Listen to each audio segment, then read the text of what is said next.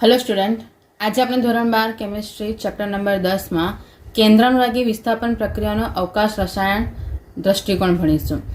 Last લેક્ચર્સમાં આપણે કેન્દ્રાનુરાગી પ્રક્રિયકો ભણી ગયા, જેની અંદર તમે કેન્દ્રાનુરાગી વિસ્થાપન પ્રક્રિયાઓમાં એક કેન્દ્રાનુરાગી પ્રક્રિયક જ્યારે કોઈપણ હેલાઇડ સંયોજન પર એન્ટ્રી કરે છે તે વખતે એ કેન્દ્રાનુરાગી પ્રક્રિયક જે છે એ હેલોજનને ત્યાંથી ચેન્જ કરી દે, એટલે કે વિસ્થાપન કરીને એ ખુદ ત્યાં જોડાઈ જાય છે।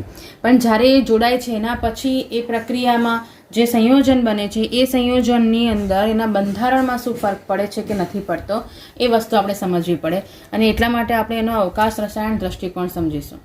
કોઈપણ સંયોજનો વિશે જો એના અવકાશીય બંધારણ વિશેની વાત કરવી હોય તો એના માટે તમને અમુક સિદ્ધાંતો અને અમુક વસ્તુઓ ખબર હોવી જોઈએ, અને એના માટે આપણે અહીંયા આપણે 6 વસ્તુઓ પહેલાં ભણીશું। એની અંદર શરૂઆત કરીએ, સૌથી પહેલું જે છે એ આપણે સમજીશું પ્રકાશ ક્રિયાશીલતા।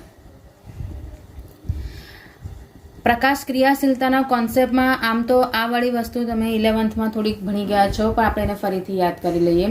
સામાન્ય રીતે કોઈ એક સંયોજન હોય એ સંયોજનમાંથી આપણે ધ્રુવીભૂત પ્રકાશ પણ કેવો હોવો જોઈએ, સમતલ્ય ધ્રુવીભૂત પ્રકાશ પસાર કરવાનો છે। સમતલ્ય ધ્રુવીભૂત પ્રકાશ વિશેનો કોન્સેપ્ટ તમે 11th ચેપ્ટર નંબર 2 ભણી ગયા હતા, જેની અંદર જ્યારે તમે કોઈ પ્રકાશના કિરણોને પસાર કરો છો ત્યારે એક એવા તમે આમ જોવા જાઓ તો પર્ટિક્યુલર નિકોલ પ્રિઝમ નામની વસ્તુ છે, નિકોલ પ્રિઝમમાંથી જ્યારે તમે એ પ્રકાશને પસાર કરો છો ત્યારે થશે શું, જ્યારે સાદા પ્રકાશની વાત કરો છો તો એના કિરણો તમને કંઈ આવી રીતે મળે, પણ જ્યારે એ નિકોલ પ્રિઝમમાંથી એને પસાર કરી દેશો તો એના જે કિરણો જે છે એ એક સીધી લાઇનમાં ગોઠવાઈ જશે, એટલે જે વિખેરિત જે પ્રકાશ હતો એને તમે સીધું કરી દો। એ સમતલ પ્રકાશની દિશા પછી કંઈક આ રીતે હોઈ જાય કે જેનામાં તમારે જે રીતનું સમતલ છે એ રીતે પ્રકાશના કિરણો પસાર થતા હોય। તો આ સમતલ્ય ધ્રુવીભૂત પ્રકાશ જે છે એ સમતલ્ય ધ્રુવીભૂત પ્રકાશને તમે જ્યારે કોઈ સંયોજનમાંથી પસાર કરો છો અને એ સંયોજનમાં પસાર કરતાં તમને જો એનામાં પ્રકાશનું ભ્રમણ જોવા મળે તો એ પ્રકાશનું ભ્રમણ જોવા મળી જાય તો એને પ્રકાશ ક્રિયાશીલ પદાર્થ એવું કહેવાય। હવે આપણને એમ થાય કે પ્રકાશનું ભ્રમણ જોવાનું ક્યાં, તો પ્રકાશનું ભ્રમણ જોવા માટે પોલારીમીટર નામનું સાધન આવે છે। પોલારીમીટરને જો સાદી રીતે સમજવા જઈએ તો એક નળાકાર જેવું રાખવામાં આવે, એટલે કે એક બંધ પેટી હોય, એનામાંથી તમને અહીંયા ઉપર ગ્લાસ હોય, એ ગ્લાસમાંથી તમે જોઈ શકો છો।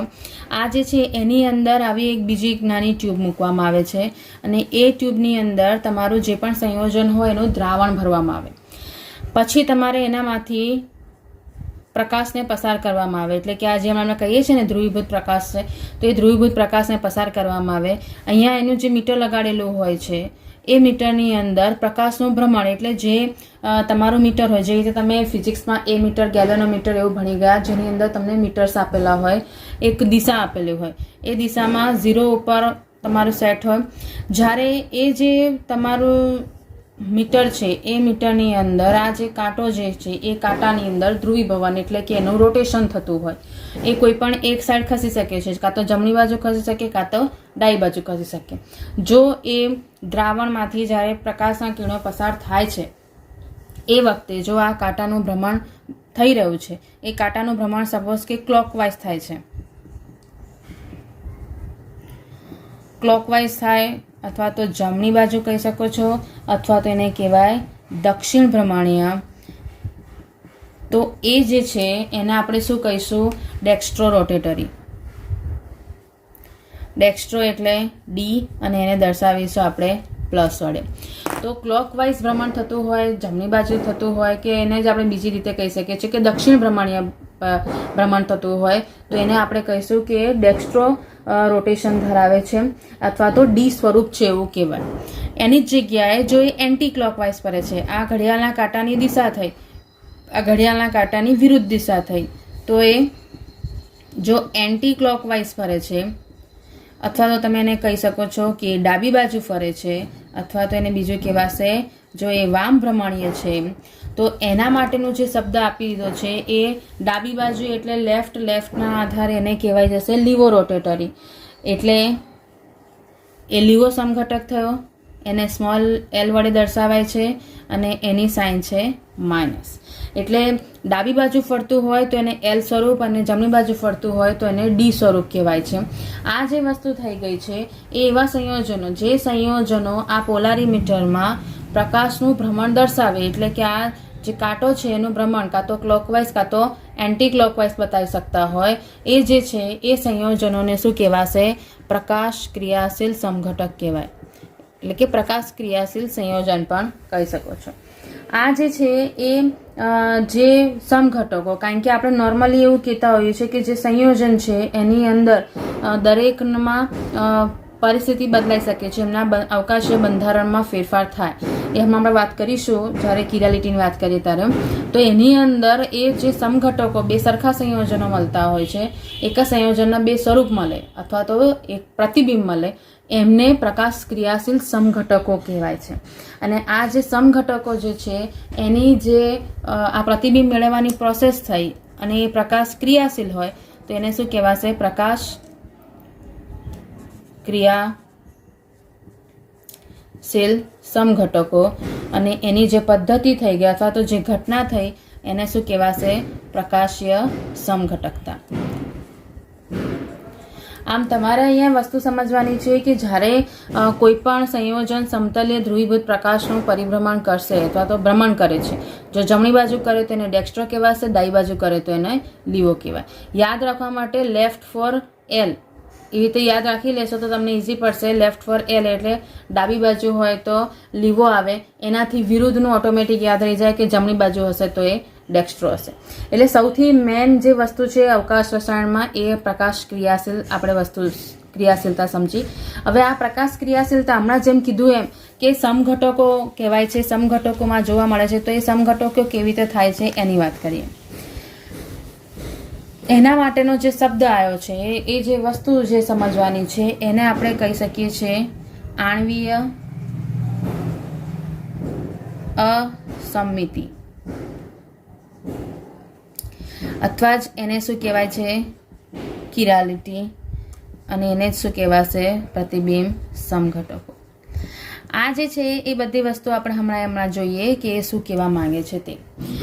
સૌથી પહેલાં જો સામાન્ય રીતે વાત કરીએ તો આ જે માહિતી છે આના વિશેની ડિટેલ જે છે એ લુઈસ પાસ્ચર દ્વારા મેળવવામાં આવી હતી. લુઈસ પાસ્ચર નામના વૈજ્ઞાનિકે એવું કન્સિડર કર્યું, એમાં એવું જોયું કે કેટલાક સંયોજનોને જે સ્ફટિકો જે છે એના જ્યારે દ્રાવણ બનાવવામાં આવ્યા તો એના જે પરિભ્રમણ હતા એ અલગ અલગ જોવા મળ્યા. એટલે કે એની અંદર તમને પદાર્થ તો એક જ લીધો છે, પણ જ્યારે એનું મિશ્રણ લીધું છે, એનું સમાન સાંદ્રતાવાળો દ્રાવણ લીધું છે, તો પણ એની અંદર જે પ્રકાશીય સમઘટક પ્રકાશીય જે ભ્રમણ હતું એ વિરુદ્ધ દિશાનું મળ્યું. મતલબ કે અમુકનું ડેક્સ્ટ્રો મળ્યું તો અમુકનું લીવો મળી ગયું. તો પ્રશ્ન એવો થઈ ગયો કે જો સમાન સાંદ્રતા રાખી દીધી છે, જેના એના કોઈ પણ બે સ્ફટિકો લીધા છે, એને ખાલી એની અંદર એમના સ્વરૂપ અલગ, એનું બંધારણ અલગ હોવાના કારણે એમના પ્રકાશીય જે ભ્રમણની દિશા છે એ બદલાઈ જાય છે. અને એટલા માટે એને એવું કીધું કે અમુક સંયોજન છે એમના જ્યારે પ્રતિબિંબ તમે લેશો, અમુક એટલે જે કિરાલિટીનો ગુણધર્મ ધરાવતા જે સંયોજનો છે એના પ્રતિબિંબ જ્યારે મેળવશો ત્યારે એમના પ્રકાશીય ભ્રમણની દિશા બદલાઈ જશે. તો એના આધારે સૌથી પહેલાં કિરાલિટીનો કોન્સેપ્ટ ધ્યાનમાં આવ્યો. અને કિરાલિટીનો કોન્સેપ્ટ જે છે એ સામાન્ય રીતે વિન્યાસ ઉપર આધારિત છે, એટલે કે જે અણુઓ જેની ગોઠવણી થયેલી છે એના ઉપર આ કિરાલિટીનો ગુણધર્મ રહેલો છે. અને આ જ વિન્યાસ જવાબદાર છે એ ભ્રમણની દિશા બદલાવા માટે. હવે આની અંદર એને કીધું શું કે જો કિરાલિટી અથવા તો તમને બે અલગ અલગ પ્રકાશીય ભ્રમણની દિશા મળે છે, એના મતલબ છે કે એની અંદર એના પ્રતિબિંબો અલગ હોવા જોઈએ. તો એનામાં જે આપણે કોન્સેપ્ટ સમજવાના છે એ કોન્સેપ્ટને જો ધ્યાન કરીએ તો સૌથી પહેલું આની અંદર તમને બીજા વૈજ્ઞાનિકોએ પણ કામ કર્યું હતું, જેનામાં વોન હોફ કહી શકો છો, સી લેબેલ જે છે લેબેલે, આ જે વૈજ્ઞાનિકો હતા એમને આ કિરાલિટીના ગુણધર્મને આગળ વધાર્યો અને એ વિન્યાસમાં જે ડિફરન્સ આવે છે એના રિલેટેડ જો વાત કરી તો એની અંદર એને એવું આપ્યું છે કે જ્યારે એક કાર્બન હોય એ કાર્બન સાથે જોડાયેલા 4 સમૂહો જો અલગ અલગ હોય, બરાબર, તો એ 4 જે અણુઓ અલગ હોવાના કારણે એમની જ્યારે ભ્રમણ જોવામાં આવ્યું, પ્રકાશીય ભ્રમણ ચેક કરવામાં આવ્યું, તો એ પ્રકાશીય ભ્રમણ એમને જોવા મળ્યું. પણ આનો જ્યારે તમને પ્રતિબિંબ મેળવવામાં આવ્યું, પ્રતિબિંબ માટેનો એક સાદો સિમ્પલ સો કોન્સેપ્ટ યાદ રાખવાનો કે એમાં કશું જ કરવાનું નથી. અહીંયા જે વસ્તુ લખેલી છે એને બિલકુલ ઉલટાઈ દેવાની, તો એનો પ્રતિબિંબ કહેવાય. તો ઉપરનું નીચેનું તો સેમ રહ્યું, પણ અહીંયા શું થઈ જશે? વાય થઈ જશે અને અહીંયા ડબલ્યુ થઈ જશે. હવે આને શું થઈ જાય કે જ્યારે હું આ વસ્તુ અહીંથી ઉચકીને આના ઉપર મૂકું છું તે વખતે જો આ મૂળ પદાર્થ છે એનું બંધારણ જેના પ્રતિબિંબ છે એના ઉપર બંધ બેસતું હોય, ચોપડીમાં તમને આપી રહ્યું છે અધ્યારોપણ કરતું હોય, એટલે કે સામાન્ય ભાષામાં કહીએ તો એના ઉપર બંધ બેસતું હોય તો તમે જે છે એને કહી શકો છો કે અકિરાલ સંયોજન છે. પણ જો એ બંધ બેસતું ના હોય તેને શું કહેવાશે? કિરાલ સંયોજન આવશે. એટલે બંધ બેસતું હોય એટલે તમે અહીંયા દેખી શકો છો. હવે આ વસ્તુને અહીંયા હું લખું તો એક્સ અને ઝેડ તો ત્યાં ને ત્યાં જ રહ્યા, પણ અહીંયા વાયની જગ્યાએ શું આવી જાય? ડબલ્યુ, અને અહીંયા શું આવી જશે? સોરી, એક્સ અને ઝેડ, અને અહીંયા શું આવી જશે? વાય. તો તમે સમજી શકો છો કે જ્યારે હું આને ઉચકીને અહીંયા મૂકીશ તો એના ઉપર બંધ બેસવાનું નથી. એટલે જ્યારે મૂળ પદાર્થને એના પ્રતિબિંબ પર મૂકવામાં આવે છે અને એ અધ્યારોપિત ના થતું હોય અથવા તો બિન અધ્યારોપિત થતું હોય, બંધ બેસતું ના હોય, તો એને શું કહેવાશે? કિરાલ કહેવાય. અને આ જે આખું ગુણધર્મ થયો એને શું કહેવાશે? કિરાલિટી. એટલે અહીંયા તમને સાદી સિમ્પલ જો કિરાલિટીની વ્યાખ્યા આપણે કન્સિડર કરીએ તો એવું આવે કે જે વસ્તુ પોતાના પ્રતિબિંબ ઉપર અધ્યારોપિત થતી ન હોય તેને શું કહેવાય છે? કિરાલ કહેવાય. અને એને જો ગુણધર્મ છે એને શું કહીશું આપણે? કિરાલિટી કહીશું. બીજા જો ઉદાહરણ સમજીએ જે આપણી આજુબાજુ રેગ્યુલર જોવા મળતા હોય તો તમે ખુદ પોતાના હાથને પણ કન્સિડર કરી શકો છો. સપોઝ કે આ જે છે એનો પ્રતિબિંબ જો હું લેવા જાઉં છું તો મારે આને શું કરવાનું છે? આખું આમ ઉલટાઈ દેવાનું છે. એને ઉલટાઈ દેવું એટલે આ વસ્તુ જે થઈ છે એ આખી તમારી ચેન્જ આવી જાય, અને એ ઉલટાવી એટલે આ એનું શું થઈ ગયું? પ્રતિબિંબ થયું એવું કહેવાશે. હવે તમે અહીં જોઈ શકો છો તમારે મૂળ પદાર્થને ઉચકીને એના પ્રતિબિંબ પર મૂકવાનું છે. જો હું આને એના પ્રતિબિંબ ઉપર મૂકું છું તો અહીંયા તમે જોઈ શકો છો કે તમને એમ લાગશે કે હા બંધ બેસી ગયું, પણ ખરેખર તમારા હાથના જે બંને અંગૂઠા જે છે એ એકબીજા ઉપર બંધ બેસતા નથી અને આંગળીઓ પણ બંધ બેસતી નથી. આ કારણસર તમે કહી શકો છો કે તમારા હાથના પંજા જે છે એટલે કે બંને હાથ જે છે એ પણ એકબીજાથી કિરાલિટીનો ગુણધર્મ ધરાવે છે. એવી રીતે તમે પગના પણ પંજા કન્સિડર કરી શકો છો. સેમ વસ્તુ તમે કિરાલિટીનો ગુણધર્મ ડિટેલમાં સમજવા માટે આલ્ફાબેટ્સ પણ કન્સિડર કરી શકો છો. જેમ કે હું એ લઉં, એને જો હું એનો પ્રતિબિંબ કરીશ તો આને હું આમ પલટાઈને મૂકું તો આ એને આવી જાય, તો આ એના ઉપર બંધ બેસતું છે. પણ એને જો હું બી લઉં, બરાબર છે, તો બીનું પ્રતિબિંબ તમારું કંઈક આ રીતે આવશે. હવે તમે આને ઉચકીને આના પર મૂકશો તો એના પર બંધ બેસવાનો નથી. એની જગ્યાએ જો હું ઓ લઉં, ઓનો પ્રતિબિંબ એના ઉપર બંધ બેસશે, બરાબર છે. એવી રીતે જો તમે કન્સિડર કરો છો એલ, તો એલનું પ્રતિબિંબ આવી રીતે આવ્યું તો એ પણ એના પર બંધ બેસવાનો નથી.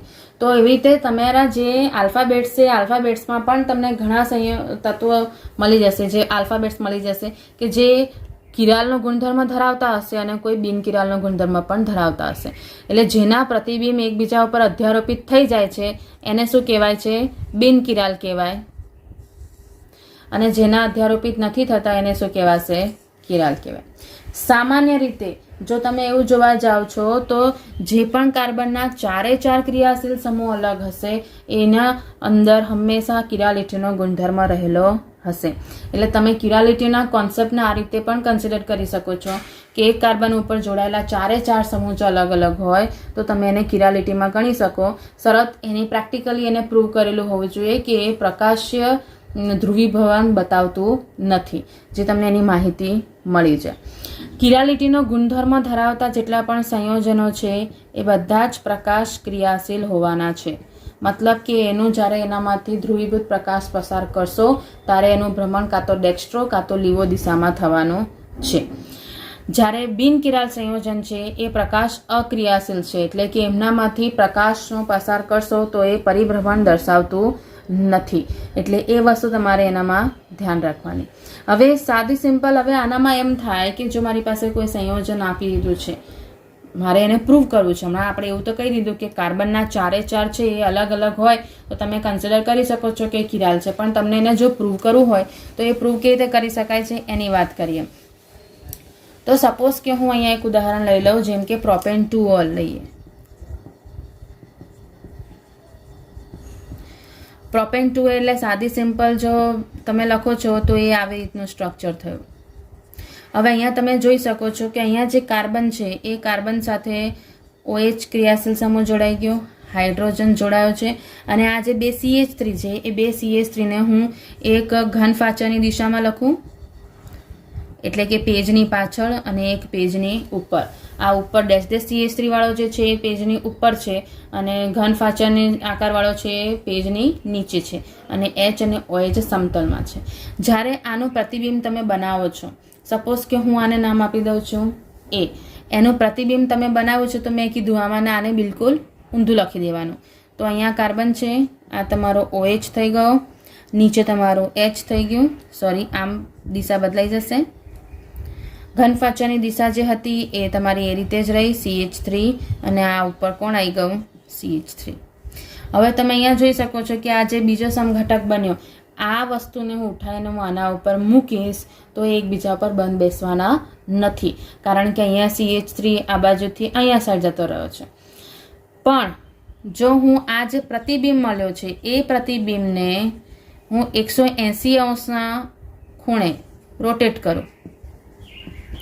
180 નો મતલબ શું થાય? સપોઝ કે તમારી પાસે આવી રીતનું એક ઘટ સંયોજન છે, એનું 180 રોટેશન કરવું હોય એટલે એને આ ઊંધું એનું 180 થઈ ગયું, અને હું એને પૂરું કન્વર્ટ કરી દઉં તો આ શું થઈ ગયું, 360. એટલે તમારે એનું જોવા જાઓ છો તો કોઈ પણ ગોળ વસ્તુ હોય એને સંપૂર્ણ રીતે તમે, એટલે કે કોઈ બિલકુલ જે ઓરિજિનલ પરિસ્થિતિ છે એના કર બિલકુલ ઊંધી થઈ જાય તો એ 180નું રોટેશન થાય, અને એનાથી ઊંધી થઈ જાય, ડબલ ઊંધી થાય તો એ 360નું રોટેશન થાય. તો અહીંયા જ્યારે તમે આ વસ્તુ જોવાની છે તો આ પ્રતિબિંબ B જે છે એનું હું 180 અંશના ખૂણે રોટેશન કરું તો એનાથી શું થઈ જશે, સાદી સિમ્પલ વસ્તુ. આ જે છે એ તમારું એક CH3 જે છે જે આગળ હતો એ ક્યાં જતો રહેશે, પાછળ, અને પાછળનો ક્યાં આવી જશે, આગળ.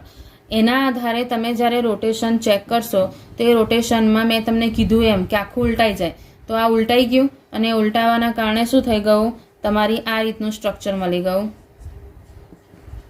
જે આગળ આવી ગયો હતો એ CH3 પાછળ જતો રહ્યો, જે પાછળ હતો એ આગળ આવી ગયો. તો હવે તમે અહીંયા જોઈ શકો છો કે ઘટક A અને B, એટલે કે સમઘટક A અને B, આ જે છે એ આનું પ્રતિબિંબ છે એમ તમે કહી શકો છો, ભ્રમણ પામેલ પ્રતિબિંબ છે. એટલે અહીંયા 180નું રોટેશન કરી દીધું, એના પછીની ઘટના છે.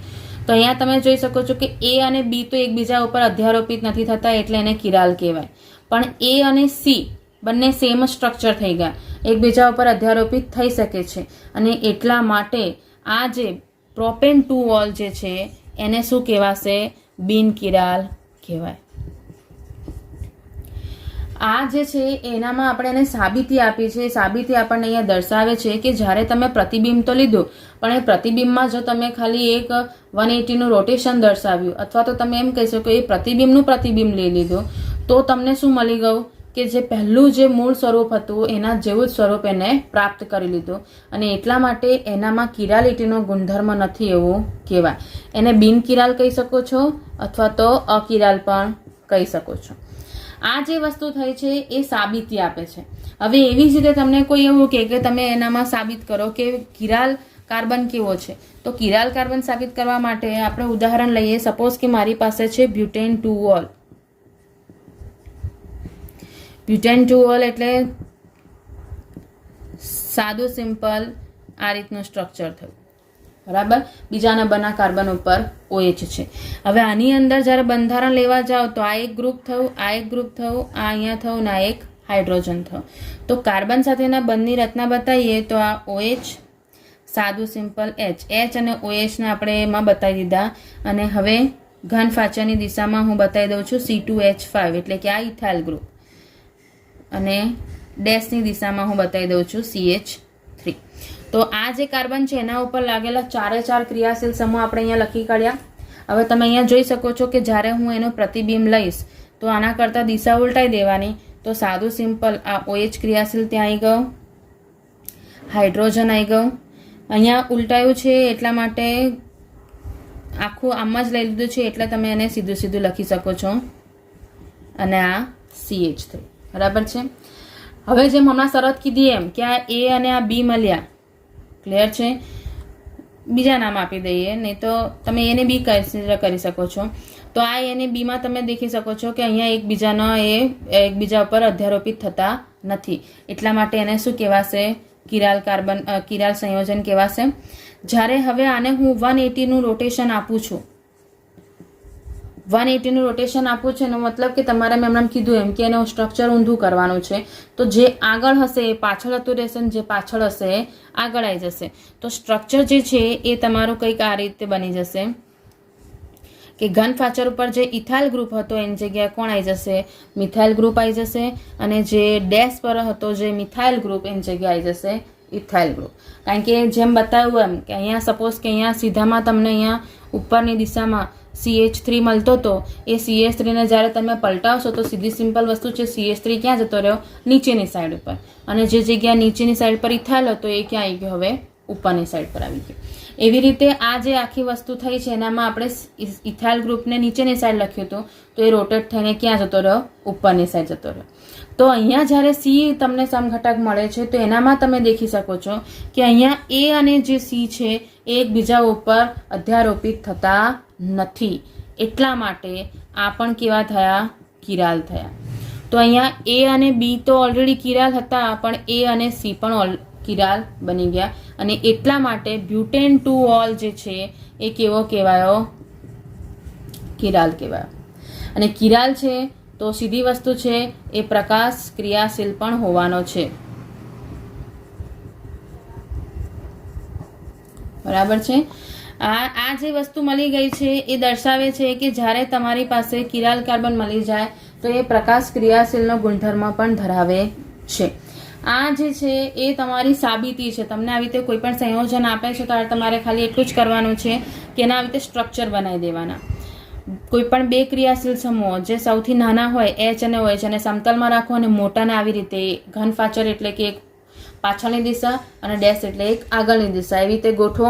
એનું પ્રતિબિંબ બનાવો, પ્રતિબિંબનું 180 રોટેશન કરો અને ત્યાં દેખી લો કે જે 180 નું રોટેશન પછીનું જે સંયોજન મળ્યું છે એ અને મૂળ એ બંને જો એકબીજા ઉપર અધ્યારોપિત થતા હોય તો એને બિનકિરાલ કહેવાશે, અને થતા ના હોય તો એને કિરાલ કહેવાશે.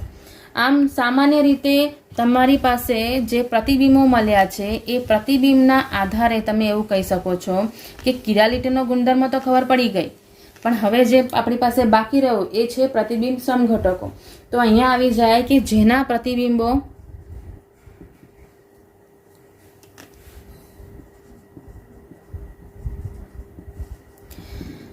પરસ્પર અધ્યારોપિત ન થતા હોય એને શું કહેવાશે?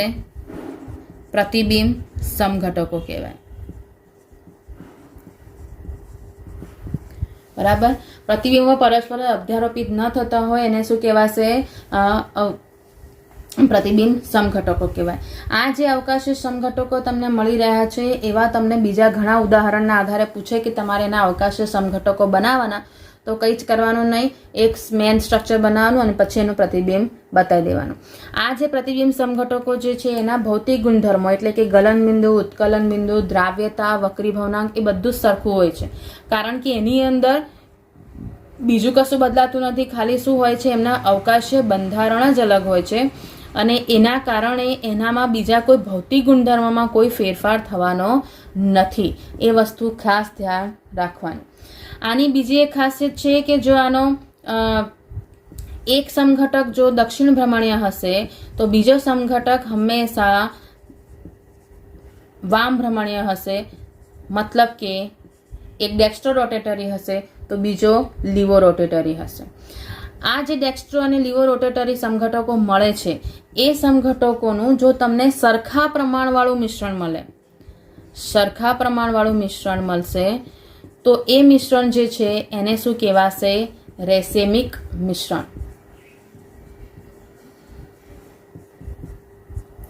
જેની અંદર ડેક્સ્ટ્રો અને લીવો રોટેટરી એ બંને પ્રકારના જે સમઘટકો છે એનું પ્રમાણ સરખું હોય, એટલે કે મીન્સ 50-50 હોય. તો એને જ્યારે દર્શાવવું હોય તો એના માટે DL અથવા તો પ્લસ માઇનસની આવી સાઇન દર્શાવાય છે. અને એમાં તમે એવું કહી શકો છો કે જ્યારે પ્રતિબિંબ સમઘટકોનું પ્રમાણ સરખું હોય તો એની અંદર જે ભ્રમણ થઈ રહ્યું છે એ ભ્રમણ એકબીજાને નાબૂદ કરી દેશે. કારણ કે સીધી સિમ્પલ વસ્તુ છે, ડેક્સ્ટ્રો રોટેટરી કહેવા જાઓ તો એ ક્લોકવાઇઝ રોટેશન કરશે અને લીવો રોટેટરી એન્ટી ક્લોકવાઇઝ રોટેશન કરશે. તો આ બંનેનું જ્યારે ટોટલ કરવા જશો તો ભ્રમણ કેટલું થઈ ગયું? 0. કારણ કે બંને એકબીજાની દિશાથી વિરુદ્ધ થવાના કારણે એ એકબીજાની સાપેક્ષમાં નાબૂદ થઈ જશે. એટલે અહીંયા જ્યારે તમે એનું ભ્રમણ જોશો તો એ ભ્રમણ તમને જોવા મળે નહીં. આ જે પ્રકાશીય ભ્રમણ છે રેસેમિક મિશ્રણમાં એની વેલ્યુ કેટલી આવી જશે? 0. એ ખાસ સવાલ યાદ રાખવાનો. રેસેમિક મિશ્રણમાં એની વેલ્યુ 0 થઈ જાય. પ્રતિબિંબ સમઘટકો હોય તેનામાં પોતપોતાના ઇન્ડિવિજ્યુઅલ ડેક્સ્ટ્રો અને લીવોના આધારે તમને વેલ્યુ મળી જશે. આનામાં જે ઉદાહરણ છે એની અંદર હમણાં જે એમાં દેખ્યું બ્યુટેન 2 ઓલ, એ બ્યુટેન 2 ઓલ જે છે એ પણ રેસેમિક મિશ્રણ બનાવી શકે છે. અને એ પ્રતિબિંબ સમઘટકોમાંથી રેસેમિક મિશ્રણ બનવાની જે ઘટના છે એને શું કહેવાશે? રેસીમીકરણ. આ રેસીમીકરણમાં શું થઈ જાય છે કે જે પ્રતિબિંબ સમઘટકો છે એનું સરખું પ્રમાણ લઈને તમે એનું રેસેમિક મિશ્રણ બનાવી શકો છો. અને રેસેમિક મિશ્રણ બની જશે પછી એનું પ્રકાશીય ભ્રમણની વેલ્યુ 0 થઈ જશે. એ વસ્તુ આપણે ખાસ ધ્યાન રાખીશું. આમ અહીંયા કિરાલિટીનો ગુણધર્મ આપણે જોઈ લીધો, પ્રતિબિંબ સમઘટકો આપણે જોઈ લીધા, પ્રતિબિંબ સમઘટકોના આધારે રેસેમિક મિશ્રણ પણ આપણે જોઈ લીધો. હવે આપણે નેક્સ્ટની જે વાત કરીએ એ જે ત્રીજો મુદ્દો આવશે, એ ત્રીજો મુદ્દો જે છે એ છે ધારણ.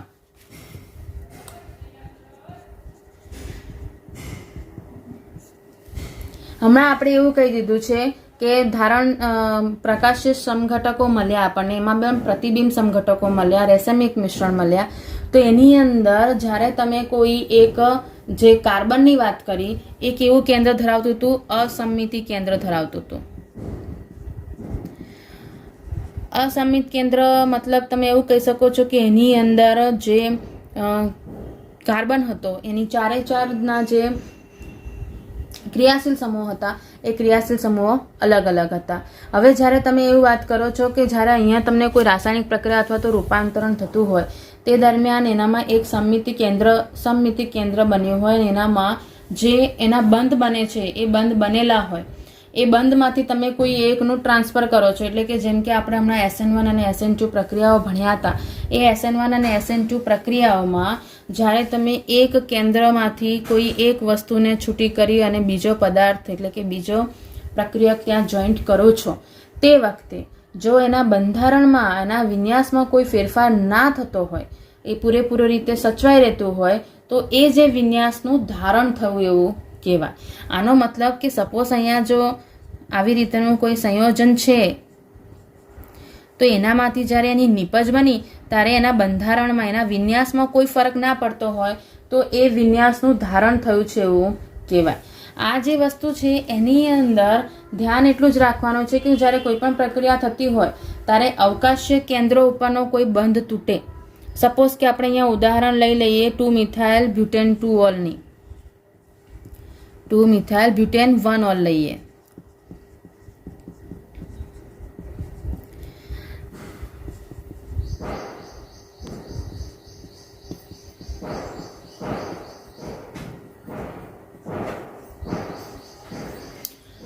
આ સ્ટ્રક્ચરને જો આપણે પેલી રીતે હમણાં જેમ વિન્યાસ લખ્યો તો એ વિન્યાસના આધારે તમે જો લખો તો સાદી સિમ્પલ કયો કાર્બન કન્સિડર કરવો પડે આની અંદર એ છે આ વાળો કાર્બન. કારણ કે એ કાર્બનની આપણે વાત કરીએ તો એ કાર્બન ઉપર જોડાયેલી વસ્તુઓમાં તમે જોઈ શકો છો અહીંયા CH3 ને હું ઉપર લઈ લઉં, એની સાથે જોડાયેલો જે હાઇડ્રોજન જે છે એ હાઇડ્રોજનને આપણે લઈ લઈએ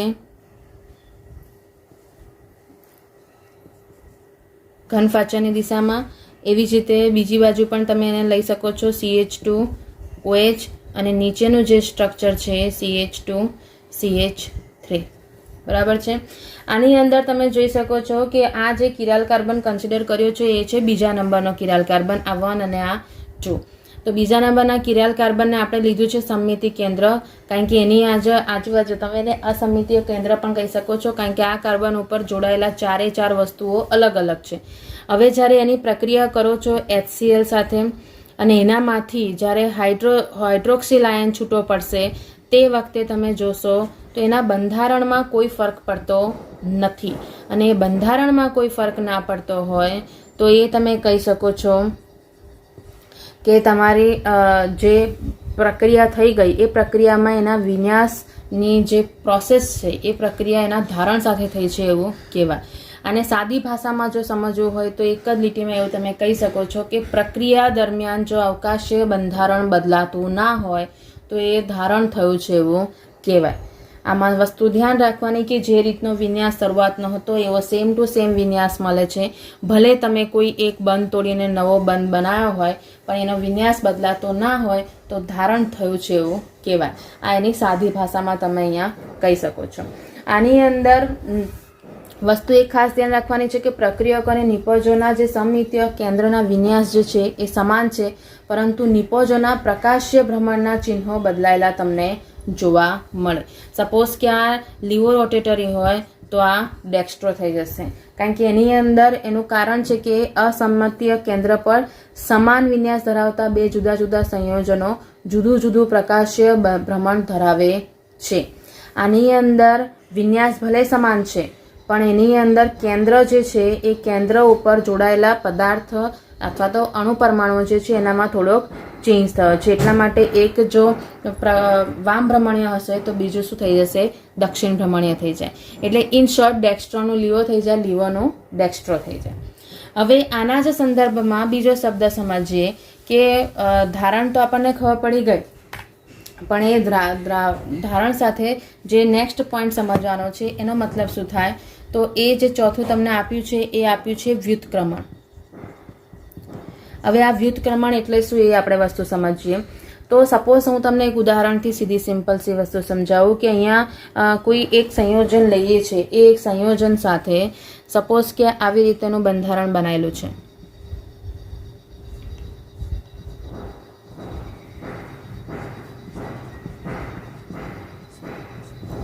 બરાબર છે.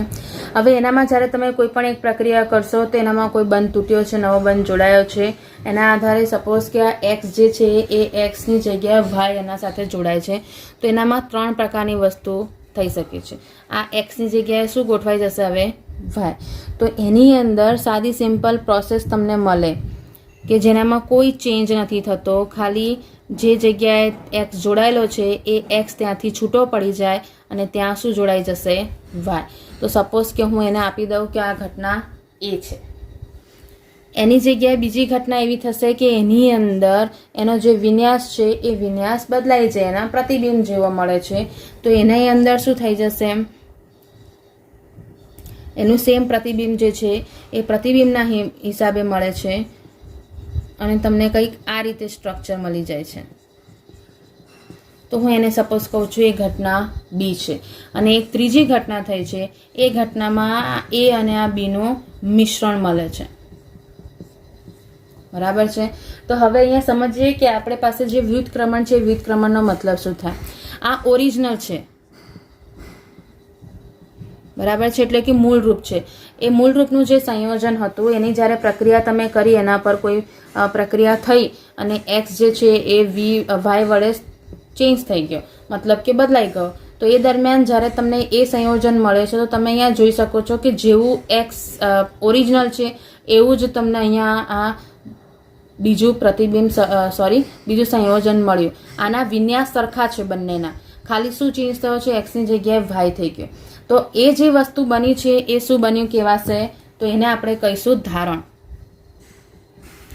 કારણ કે એની અંદર શું થયું છે કે વિન્યાસ બદલાયો નથી. અને આપણે હમણાં જ સમજ્યા કે જો વિન્યાસ ના બદલાયો હોય તો એ જે ઘટના થઈ છે એ શું કહેવાશે, ધારણની ઘટના કહેવાશે. જ્યારે એની બાજુમાં તમે જોવા જાઓ તો અહીંયા જે હતું એના કરતાં પ્રતિબિંબ બદલાઈ ગયું, આનું ઉલટું પ્રતિબિંબ આવ્યું. અહીંયા જે હતું એનાથી ઊંધું થઈ ગયું. તો જે સીધી લાઈનમાં હતું એ તો ત્યાં ને ત્યાં જ રહી ગયું, જે એક્સ હતું એની જગ્યાએ વાય થઈ ગયું અને જે આ CS3 હતું એ આ બાજુ ટ્રાન્સફર થઈ ગયું. તો આ જે ઘટના થઈ એનામાં વિન્યાસ બદલાવો છે, એ વિન્યાસ બદલાવો છે એટલે એનું શું કહેવાશે? વ્યુત્ક્રમણ થયું એવું કહેવાય. વિન્યાસ ઉલટાઈ ગયો એટલા માટે એ વિન્યાસનું વ્યુત્ક્રમણ થયું છે એવું કહી શકાય. જ્યારે ત્રીજી ઘટના જે છે એ ત્રીજી ઘટનામાં શું થયું છે કે અહીંયા મિશ્રણ મળે છે A અને B, અને એ પણ કેટલું મળે છે? 50-50 પ્રકારનું. તો એ જે બન્યું છે એ શું થઈ ગયું? એનું રેસિમીકરણ થયું છે એવું કહેવાય. તો અહીંયા ત્રણ જે વસ્તુઓ આપણે અલગ અલગ સમજ્યા હતા, એ ત્રણ જે વસ્તુઓ જે છે એ તમે અહીંયા એક જ ઉદાહરણથી સમજીએ કે જેનામાં તમે એવું કહી શકો છો કે જે મૂળ સ્વરૂપ છે એ મૂળ સ્વરૂપ જેવો જ સેમ વિન્યાસ ધરાવતો હોય તેને ધારણ કહેવાશે. એનાથી વિન્યાસ ઉલટાઈ જાય તો એને વ્યુત્ક્રમણ કહેવાશે. અને એના જેવું જ સેમ ટુ સેમ એટલે કે એના જ બે પ્રતિબિંબ સમઘટકો છે, એ પ્રતિબિંબ સમઘટકો તમને મળે, એ પ્રતિબિંબ સમઘટકોનું રેસિમિક મિશ્રણ મળે તો એને રેસિમીકરણ થયું એવું કહેવાય. આ જે છે આ નિપજો જે મળી છે એની અંદર ધ્યાન રાખવાનું છે કે તમારે કઈ જગ્યાએ શું મળી શકશે તે. જેમ કે આની અંદર પ્રકાશીય સમઘટકો જે ભ્રમણ મળશે એની દિશા બદલાઈ જશે. એટલે અહીંયા જો આ ડેક્સ્ટ્રો હશે તો એનું આ શું થઈ જશે? લીવો. મતલબ કે પ્રકાશીય ભ્રમણ દિશા બદલાય છે. વ્યુત્ક્રમણમાં પણ તમારી પાસે વસ્તુ એવી જ થશે કે પ્રકાશીય ભ્રમણ બદલાઈ જશે. અને રેસિમીકરણ જેવું છે એનામાં પ્રકાશીય ભ્રમણની વેલ્યુ 0 થશે. એટલે અહીંયા તમને કોઈ પણ પ્રકારનું ભ્રમણ જોવા મળે નહીં. તો એ વસ્તુ તમારે 3 માટે સમજવાની છે. હવે આ જે છે આ જ કોન્સેપ્ટને જો આપણે સાદી સિમ્પલ SN1 અને SN2 પ્રક્રિયા વિધિઓના આધારે જો સમજીએ તો એની અંદર શું થયું છે તો તમે એનામાં આઈડિયા લગાડી શકો છો કે કઈ રીતે એનામાં પ્રક્રિયા થઈ હશે. હવે જો સમજીએ તો આપણે બે પદ્ધતિ ભણી ગયા, SN2 અને SN1. SN2 પદ્ધતિની પહેલાં વાત કરીએ તો સપોઝ કે હમણાં આપણે બીજું ઉદાહરણ લઈએ તો હું એક ડેક્સ્ટ્રો રોટેટરી ઓક્ટેન 2 ઓલનું ઉદાહરણ લઈએ. આ વસ્તુ તમારી ચોપડીનું જ ઉદાહરણ આપણે લીધું છે. ઓક્ટેન લેવા જઈએ મતલબ કે એની અંદર ઓક્ટેન 2 ઓલ તો હું 6 કાર્બન જે છે એને એક સાથે લખી શકું છું ભેગું, બરાબર છે. એનું જોડાણ તમે કર્યું છે બીજા નંબરના કાર્બન સાથે, જ્યાં શું જોડાયેલું છે? OH, અને આ અહીંયા પતે છે. આ જે છે એ ઓક્ટેન 2 ઓલનું સ્ટ્રક્ચર થયું. ઓક્ટેન 2 ઓલ જે છે એ ઓક્ટેન 2 ઓલ બંને શામાંથી હશે તો આપણે એનામાંથી SN2 પ્રક્રિયાના આધારે જો યાદ કરીએ તો તમે એક બ્રોમાઇડ સંયોજન આપણે લીધું હતું અને એનામાંથી એની પ્રોસેસ જ્યારે કરાવો છો ત્યારે બ્રોમિનની જગ્યાએ આલ્કોહોલ ત્યાં જોડાય છે અને એનામાંથી આ સંયોજન બની જશે. તો હવે જો આપણે એ પ્રક્રિયાની જો વાત કરીએ તો એ આવી રીતની પ્રક્રિયા થતી. સપોઝ કે હું આની પ્રક્રિયાને અહીંયા આવી રીતે લખું તો આ ઓક્ટેન 2 બ્રોમો છે, 2 બ્રોમો ઓક્ટેન છે, 2 બ્રોમો ઓક્ટેન છે. એની જો હું NOH સાથે પ્રક્રિયા કરું છું તો એનામાંથી શું થઈ જશે? બ્રોમિન જે છે એ એક્સચેન્જ થઈ જશે OH ક્રિયાશીલ સમૂહ દ્વારા અને તમને શું મળી જશે? ઓક્ટેન 2 ઓલ મળશે. આ પ્રક્રિયા જો સમજીએ તો SN2 પ્રક્રિયા આપણી કેવી હતી? સાદી સિમ્પલ જોવા જઈએ તો એક તબક્કામાં થતી પ્રોસેસ હતી. એ એક તબક્કામાં થતી પ્રોસેસને જો હું જે સ્ટ્રક્ચર છે એના હિસાબે લખું તો એ કંઈક આ રીતે તમને જોવા મળી જશે. હવે તમને એમ થાય કે અમે આ સ્ટ્રક્ચર્સ કેવી રીતે યાદ રાખીએ તો તમે કોઈ પણ રીતે દોરી શકો છો. જરૂરી નથી કે તમે આ જ રીતે દોરો. તમારું મન છે C6H5 અહીંયા મૂકવું છે અને H ને અહીંયા મૂકી કોઈ પણ જગ્યાએ મૂકી શકો છો. પણ એક સાદી સિમ્પલ વસ્તુ યાદ રાખવાની કે જે મોટા ગ્રુપ હોય એને એકબીજાથી થોડા દૂર રાખવાના. કોઈકને એકમાં સમતલમાં બતાવી દો તો કોઈકને પેજની બહાર અથવા તો એટલે કે ઉપરની સાઈડ અથવા તો પેજની પાછળની સાઈડ બતાવવાનું. એટલે હંમેશા મોટા ગ્રુપને થોડાક દૂર રાખી અને એમની દિશા બદલવાની. જેમ કે અહીંયા મેં CH3 અને Br ને એક સમતલમાં રાખ્યું તો C6H13 ને પેજની પાછળ એટલે કે આ બોર્ડની પાછળની સાઈડની દિશામાં બતાવ્યું છે. હવે જ્યારે આની સાથે OH ક્રિયાશીલ સમૂહ જોડાય તો તમને ધ્યાન છે આપણે OH ક્રિયાશીલ સમૂહ એન્ટર ક્યાંથી થશે? વિરુદ્ધ સાઈડથી, બરાબર છે. અને વિરુદ્ધ સાઈડથી એન્ટર થાય છે તો એનું જે દિશા હતી એ દિશા બદલાઈ જાય છે. આ જે થયું છે એ દિશા બદલાવાથી તમને જો ધ્યાન હોય તો આપણે આ વસ્તુ શીખી ગયા છે કે જ્યારે SN2 પ્રક્રિયામાં બે નેગેટિવ ગ્રુપ ધરાવતા ક્રિયાશીલ સમૂહ હોય તો એકબીજાથી વિરુદ્ધ સાઈડ જોડાશે અને એના કારણે આખી જે વિન્યાસ છે એ ઉલટાઈ ગયો. તો આ જે વિન્યાસ ઉલટાઈ ગયો, વિન્યાસ બદલાઈ ગયો, કારણ કે અહીંયા જે દિશા હતી એના કરતાં અહીંયા બદલાઈ ગઈ, તો અહીંયા તમે એવું કહી શકો છો કે આ વ્યુત્ક્રમણ થયું એવું કહેવાય, વિન્યાસનું વ્યુત્ક્રમણ થયું એવું કહેવાય. તો આ જે એક પ્રક્રિયા છે એનામાં તમે એવું કહી શકો છો કે SN2 પ્રક્રિયા જે છે એ SN2 પ્રક્રિયા જે છે એ વિન્યાસનું વ્યુત્ક્રમણ દર્શાવે છે.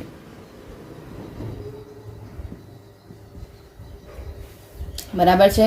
કોઈ પણ હેલાઇડ સંયોજનનું જ્યારે તમે SN2 પ્રક્રિયા કરશો તો એ હંમેશા વિન્યાસનું વ્યુત્ક્રમણ દર્શાવશે, એટલે કે એનો વિન્યાસ હંમેશા બદલાશે. પણ જ્યારે SN1 પ્રક્રિયાની વાત કરીએ છીએ તો SN1 પ્રક્રિયામાં શું થાય છે? ધારણ છે કે વ્યુત્ક્રમણ થયું છે કે રેસિમીકરણ થયું છે, તો એની વાત કરીએ તો સપોઝ કે આપણે અહીંયા ઉદાહરણ લઈ લઈએ, એ છે 2-બ્રોમોબ્યુટેનનું. 2-બ્રોમોબ્યુટેનમાંથી આપણે બનાવીશું બ્યુટેન 2 ઓલ.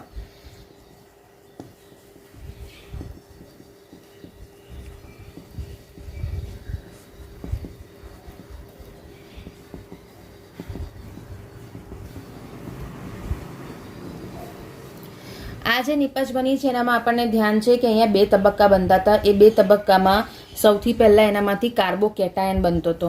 તો સપોઝ કે અહીંયા મારી પાસે કાર્બોકેટાયન બન્યો છે. એ કાર્બોકેટાયનની અંદર થતું શું હતું? C2H5 અને આ Br. એનામાંથી બનતો કાર્બોકેટાયન જે છે એનામાં કાર્બનના જે કક્ષકો છે એ કક્ષકોના આધારે એની અંદર તમને 2 પ્રકારના સ્ટ્રક્ચર્સ જોવા મળી જાય. આને જો હું એવું દર્શાવી શકું છું કે આ જે કાર્બન છે એ કાર્બનની આ એક કક્ષક છે જેનામાં ઇલેક્ટ્રોન નથી. એને જો હું એક 3 ડિગ્રી ઇમેજ કન્સિડર કરાવું તો આ 3 જગ્યાએ આ વસ્તુ હશે. બરાબર, એક સમતલમાં, એક સમતલની પાછળ અને એક સમતલથી ઉપર.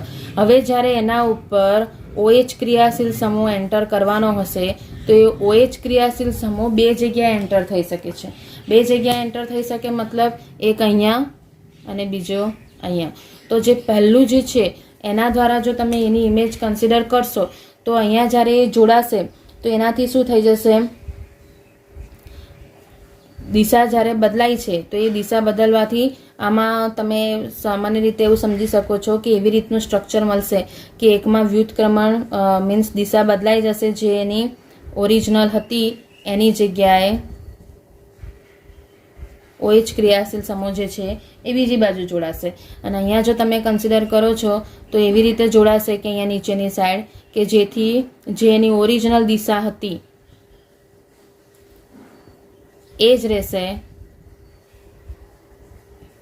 અને ત્યાં OH જોડાઈ શકે છે. તો તમે અહીંયા જોઈ શકો છો આ જે સેકન્ડ વાળું જે છે એ આ ફર્સ્ટ વાળા જેવું થયું. મતલબ કે આ સ્ટ્રક્ચર જે છે એ સ્ટ્રક્ચર અને આ પહેલું સ્ટ્રક્ચર એ બંનેના વિન્યાસ અહીંયા બદલાતા નથી. પણ સપોઝ કે આ જો આ માઇનસ હતું તો અહીંયા આનો માઇનસ પરિભ્રમણ મળ્યું, પણ આનો કેવો મળશે? પ્લસ. આ પ્લસ અને માઇનસ વાળી બંને નિપજ ભેગી મળે છે અને પ્લસ અને માઇનસ ભેગી થાય તો એને શું કહેવાય છે? રેસેમિક મિશ્રણ કહેવાય. એટલે અહીંયા જ્યારે તમે SN1 પ્રક્રિયા કરો છો તો એ SN1 પ્રક્રિયા જે છે એ રેસેમીકરણની પ્રક્રિયા છે. SN1 જે છે એ રેસેમીકરણની પ્રક્રિયા છે. એટલે SN2 જે પ્રક્રિયા છે વ્યુત્ક્રમણની પ્રક્રિયા થઈ અને SN1 પ્રક્રિયા જે છે રેસેમીકરણની પ્રક્રિયા થઈ. આમ તમને જ્યારે એના સાદા સિમ્પલ સા સવાલ પૂછાય છે કોઈ પણ ઉદાહરણ સાથે અને તમને એવું પૂછી કાઢે કે એની નિપજ કયા પ્રકારની બનશે, તો એ વખતે ધ્યાન રાખવાનું કે જ્યારે પણ SN2 પ્રક્રિયા થતી હોય તો એની અંદર તમારે એનો વિન્યાસ બદલાઈ જશે, એ વસ્તુ ધ્યાન રાખવાની. એટલે એ પ્રક્રિયા કઈ થઈ? તો વ્યુત્ક્રમણની પ્રક્રિયા થઈ એવું કહેવાય. જ્યારે SN1 જે છે એ SN1ની અંદર તમારે શું થઈ જશે? એનું રેસેમીકરણ થયું છે એવું કહેવાય. એટલે કેન્દ્રાનુરાગી વિસ્થાપન પ્રક્રિયાનો અવકાશ રસાયણના હિસાબે જ્યારે દ્રષ્ટિકોણ જોયો છે, એટલે કે એનું અવકાશ રસાયણ આપણે સમજી લીધું. એનામાં પ્રકાશ ક્રિયાશીલતા, કિરાલિટી, ધારણ, વ્યુત્ક્રમણ અને રેસેમીકરણ આટલા પોઈન્ટ્સ આપણે સમજ્યા.